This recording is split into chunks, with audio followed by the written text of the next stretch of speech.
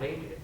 But in the conscription, of course, during the war, you would have been, you could have been 30. I think they conscripted up to 40 years of age.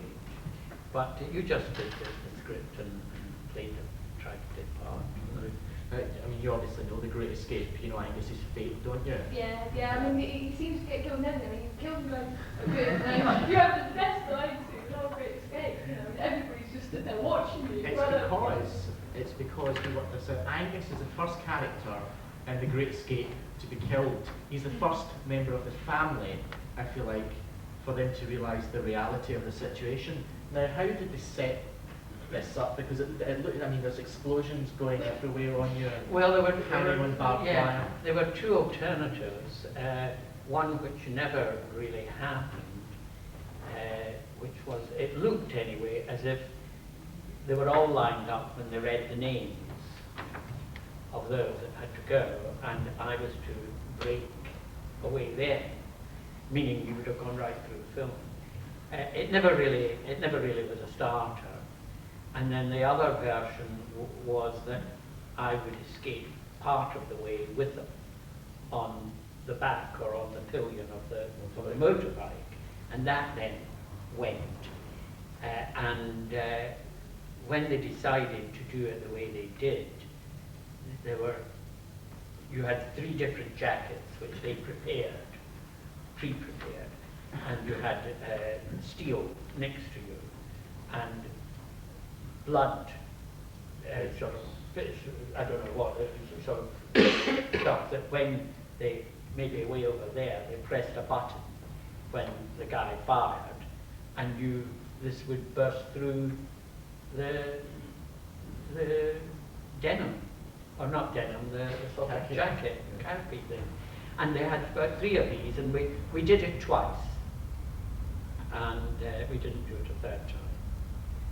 And the wire wasn't, that bit, you know, those strips were real, but the actual barb, which would tear your hands, you had these pockets of blood there, so that when you went like that, the barbs were rubber, but they still burst, the little bags, so that was how you got it. And the thing for the bursting of it was right down inside the trouser leg and away over there, you know. So you had to get it all had to time properly, and in a way it did. But it sounds as if it's very mechanical, or not a lot of, and in a way it was, you know, there was no other way you could do it. And the falling back and the one arm over the top wire was mine, because I thought if I hung there, it would look photogenically good. Did you think that, I mean, you were in the films like James Goldberg and Charles Bronson, did you ever think that, I mean, I know Gordon Jackson's made more for professionals, but I mean, Charles Bronson sort of known for desperate. Do you ever think that when you met them there, that they would now sort of still be making films and... Well, we were all the same age, more or less. So we all had the ambition to get on. And you think, I mean, back then the cast was very like impressive because you've got like so many, but I mean now, I mean, I showed him it the first time, and he was sort of like, oh, he's the always been going through. I mean, when he was... yes, did you ever think that when you were making it, you know, how your career... Oh, I think, yes, I think Charlie Bronson was determined to start. And Steve was, and so was James Garner, but Steve wasn't as big a star. The Great Escape really did make him. I mean, Magnificent Seven was very impressive, and The War Lover, which he had made here. But that was what really gave him the stardom, was Great Escape. I mean, now it's sort of, you've got Chicken Run, which, I mean, it's sort of now gone into plasticine. And of course, working Doctor Who, who worked with Pete Salas, who obviously is now the voice of Promise. I mean, it sort of seems weird that Doctor Who seems to interlink with bring in so many different actors who you'd never think would go on to... I haven't seen the Chicken Run, but there is a Scottish character in it, and the Scottish Sun rang me, and you know, we did an article on that, and I think it's great. It is entrenched in people's memories of that particular kind of film in that particular time. And it's a very famous film, and the Chicken Run got a lot of good laughs out of it. We had laughs too. We weren't sort of very intent about it. We just got on with it. But it was 16 long weeks. And the Alps?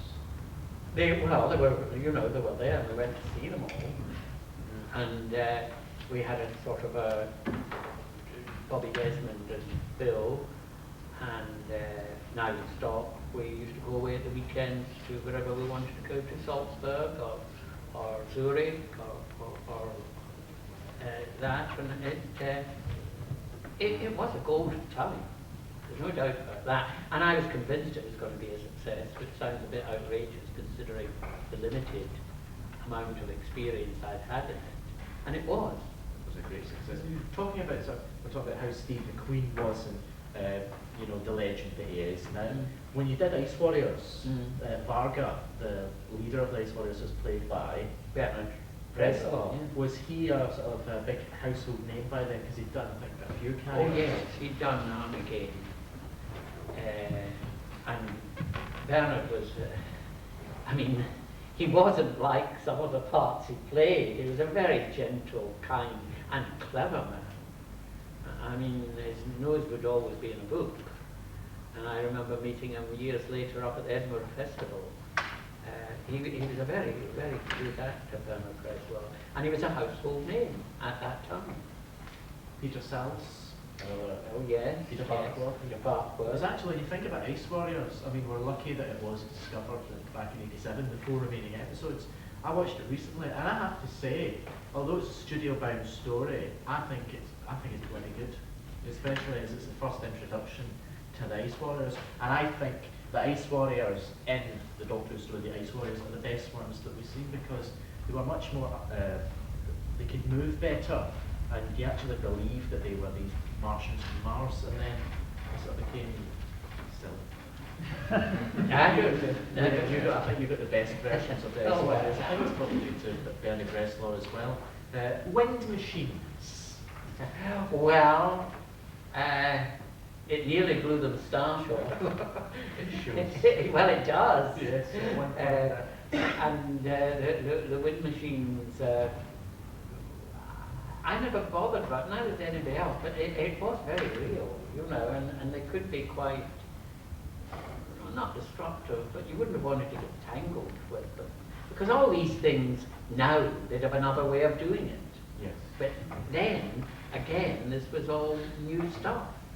We were experimenting. It was like, it wasn't silent movies, but it was similar in the kind of thing that they were doing. It was Derek Martinez, who I had worked with. Well, I hadn't worked in the same. I'd done a summer season at Ilfracombe in a summer show, and Derek was the leading man in the local rep company. So he was an actor as well? He was an actor, yes. That was what he was, really, and he... Did that help, being I an thought it director? did, yes. An actor's director? Yes, I thought it helped. He was very nice, he was very considerate, he understood the problems that all actors have, real or imagined, and he was pretty patient. I don't know if he still directs or not, I have no idea. You tell me, Derek Martin is still on the go?